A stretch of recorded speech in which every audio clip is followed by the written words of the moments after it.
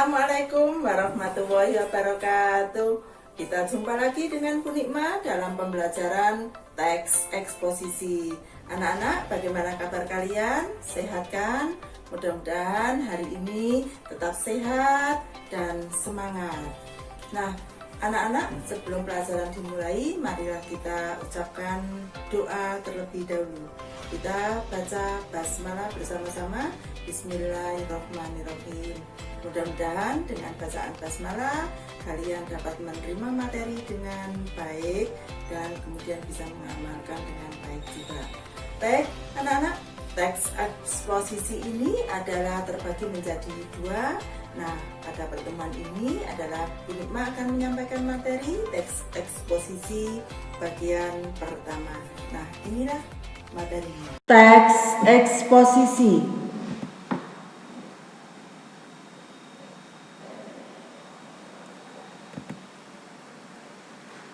Memahami pengetahuan faktual, konseptual, dan prosedural berdasarkan rasa ingin tahunya tentang ilmu pengetahuan, teknologi, seni, budaya terkait fenomena dan kejadian tampak mata. Mengidentifikasi informasi teks eksposisi berupa artikel ilmiah populer dari koran atau majalah yang didengar dan dibaca. Tujuan pembelajaran teks eksposisi. Dengan mendengarkan atau membaca teks eksposisi, siswa mampu menyebutkan unsur teks eksposisi yang didengar dan dibaca dengan benar. Dengan mendengarkan atau membaca teks eksposisi, siswa mampu memberikan tanggapan atas isi teks eksposisi dengan benar.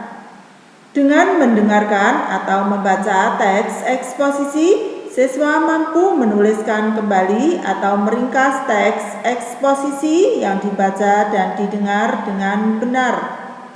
Dengan mendengarkan atau membaca, siswa mampu mempresentasikan ringkasan yang telah ditulis dengan benar.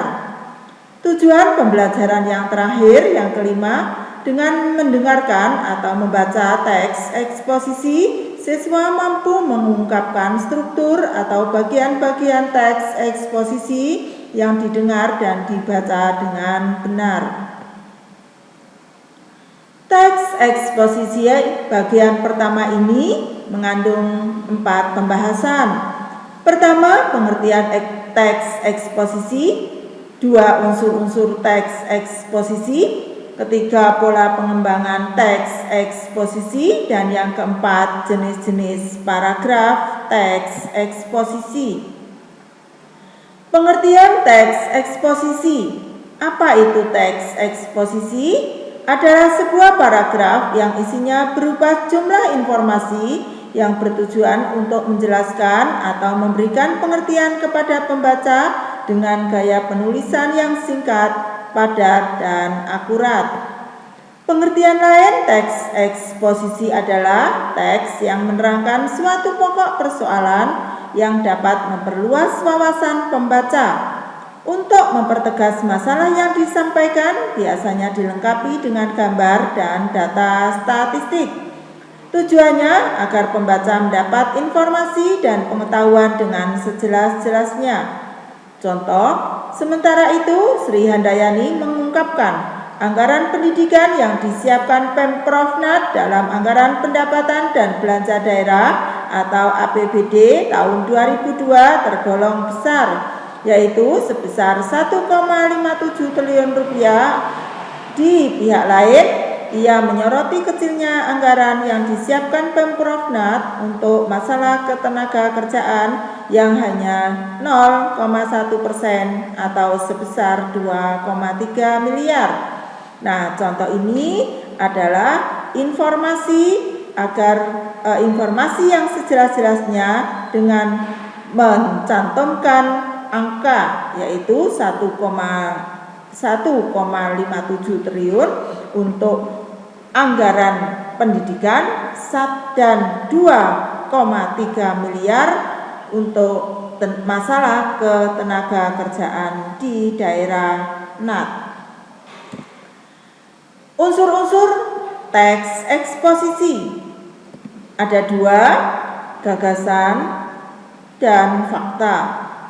Gagasan disebut juga ide atau pendapat.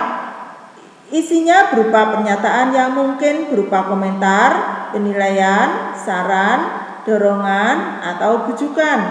Contoh, jika pemerintah tidak cepat bertindak dalam 10 tahun mendatang, hutan Sumatera akan musnah dan diikuti oleh musnahnya hutan Kalimantan. Ini adalah sebuah pendapat.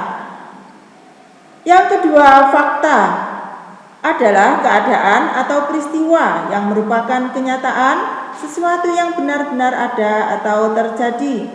Dalam teks eksposisi, fakta berfungsi memperkuat gagasan sehingga diharapkan lebih meyakinkan khalayak. Contoh, selama bulan Januari sampai Oktober, 45% dari keseluruhan titik kebakaran terkonsentrasi di Provinsi Riau. Ini adalah peristiwa kebakaran di Provinsi Riau. Pola pengembangan teks eksposisi. Pertama, pola umum khusus, kedua pola khusus umum, ketiga pola ilustrasi, dan yang keempat pola perbandingan. Pola umum khusus yaitu ide pokok bagian teksnya ditempatkan pada awal paragraf, kemudian diikuti oleh ide-ide penjelas. Pola demikian dikenal sebagai paragraf deduktif. Ide-ide penjelasnya merupakan perincian dari ide umum yang dikemukakan sebelumnya. Contoh, secara umum pendidikan mempunyai 3 jalur, yaitu pendidikan formal, non-formal, dan informal. Menurut Undang-Undang Nomor 20 Tahun 2003 tentang pengelolaan dan pengembangan pendidikan, pendidikan formal adalah pendidikan yang terstruktur dan berjenjang serta terdiri atas pendidikan dasar, menengah, dan pendidikan tinggi. Sementara itu, pendidikan informal adalah jalur pendidikan di luar pendidikan formal yang dapat dilaksanakan secara terstruktur dan berjenjang. Pendidikan formal adalah jalur pendidikan yang dilakukan melalui keluarga dan lingkungan. Contoh paragraf ini adalah menggunakan pola umum khusus yang ditandai dengan kalimat umum di awal paragraf. Pola khusus umum adalah hal-hal yang bersifat khusus diikuti oleh uraian yang bersifat umum.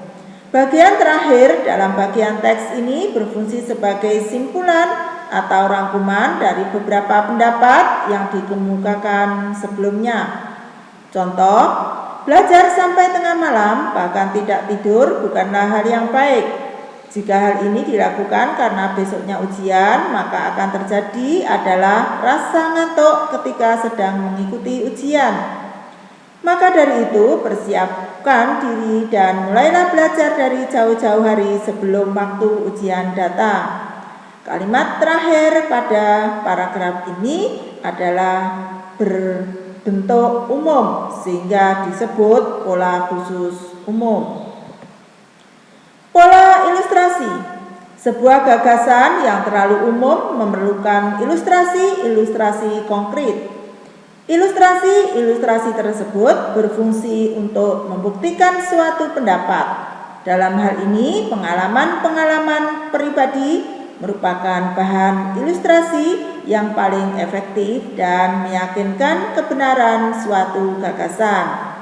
Contoh, dalam tubuh manusia terdapat aktivitas seperti pada mesin mobil. Tubuh manusia dapat mengubah energi kimiawi yang terkandung bahan-bahan bakarnya, yakni makanan yang ditelan menjadi energi panas dan energi mekanis.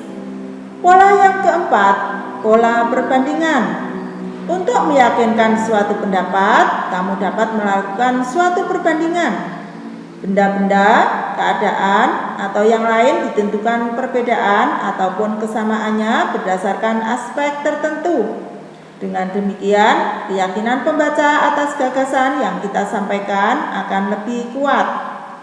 Meskipun dikenal sebagai sumber protein, namun kandungan protein pada susu kedelai jauh lebih kecil dibanding dengan susu sapi. Menurut sebuah sumber, kandungan protein pada susu kedelai adalah sebesar 6,73 gram. Jauh lebih kecil dibanding susu sapi yang proteinnya sebanyak 8,2 gram.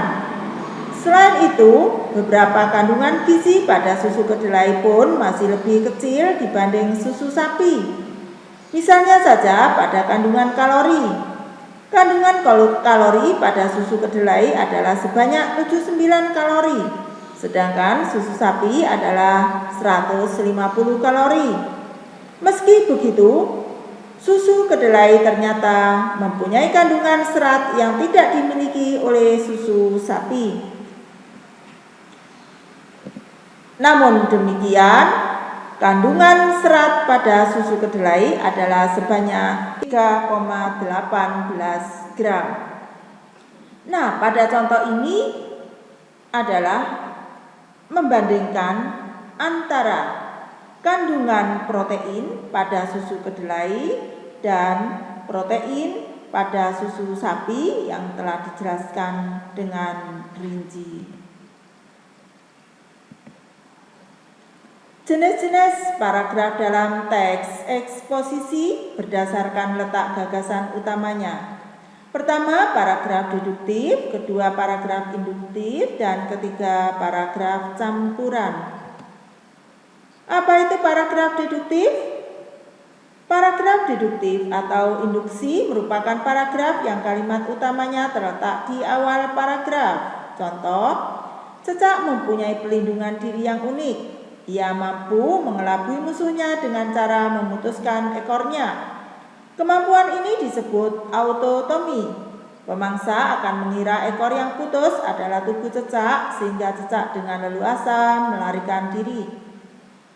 Contoh paragraf ini adalah paragraf deduktif dengan ditandai kalimat utamanya terletak di awal paragraf.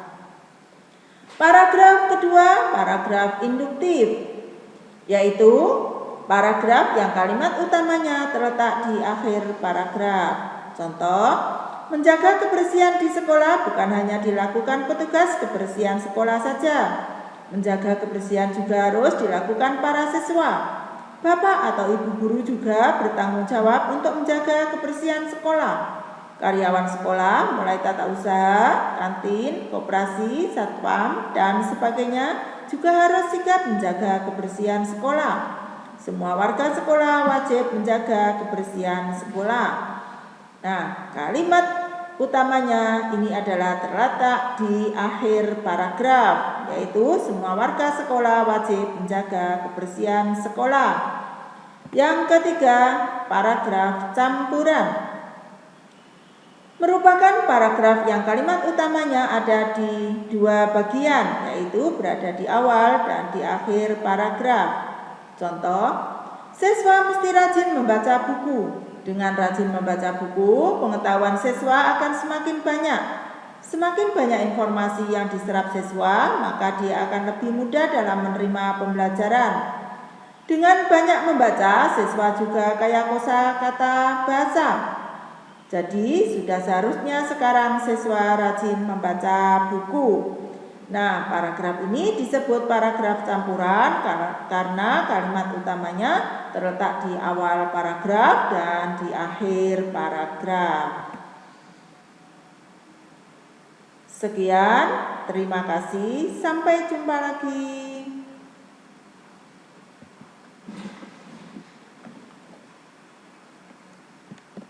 Setelah kalian mempelajari teks eksposisi bagian pertama, maka kita akhiri pembelajaran hari ini dengan ucapan hamdalah. Alhamdulillahirrabbilalamin. Sampai ketemu lagi pada pembelajaran teks eksposisi yang kedua. Kita berpisah dulu, sampai ketemu lagi. Assalamualaikum warahmatullahi wabarakatuh.